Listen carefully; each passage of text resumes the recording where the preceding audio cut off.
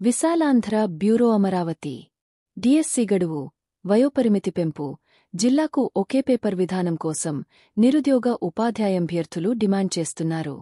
ప్రస్తుతం వరకు డిఎస్సికి రాష్ట్రవ్యాప్తంగా 3,00,000కు పైగా దరఖాస్తులు వచ్చినట్లు సమాచారం. అనేక జిల్లాల్లో అభ్యర్థులు నిరసనకు దిగుతున్నారు. నిరుద్యోగులు పోరాట ఫలితంగా 7 ఏళ్ల తర్వాత డిఎస్సి నోటిఫికేషన్ వచ్చిందని, పరీక్షకు 90 రోజులపాటు సమయమివ్వాలని పట్టుపడుతున్నారు.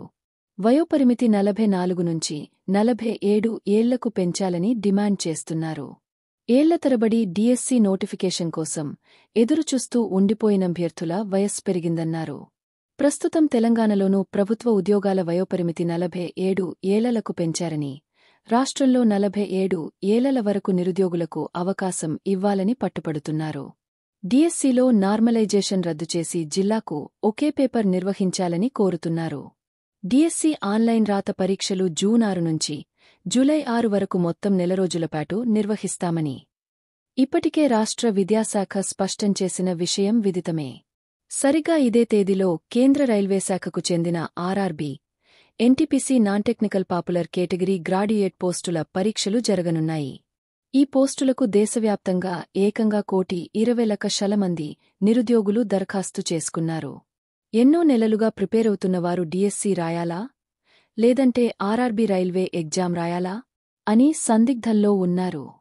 ఒకటి రాస్తే మరో పరీక్ష కోల్పోవాల్సి ఉంటుంది. వాటితోపాటు అనేక బ్యాంకు పరీక్షలు, యూజీసీ నెట్ పరీక్షలు జూన్లోనే జరుగున్నాయి. ఏ పరీక్ష రాయాలో, ఏది వదులుకోవాలో తెలియక నిరుద్యోగులు ఆందోళన చెందుతున్నారు. రాష్ట్ర ప్రభుత్వం స్పందించి డిఎస్సి పరీక్ష తేదీలను వాయిదా వేయాలని నిరుద్యోగులు కోరుతున్నారు. కూటమి ప్రభుత్వం అధికారం చేపట్టిన తర్వాత ఏప్రిల్ 20న డిఎస్సి విడుదల చేసిన విషయం విదితమే.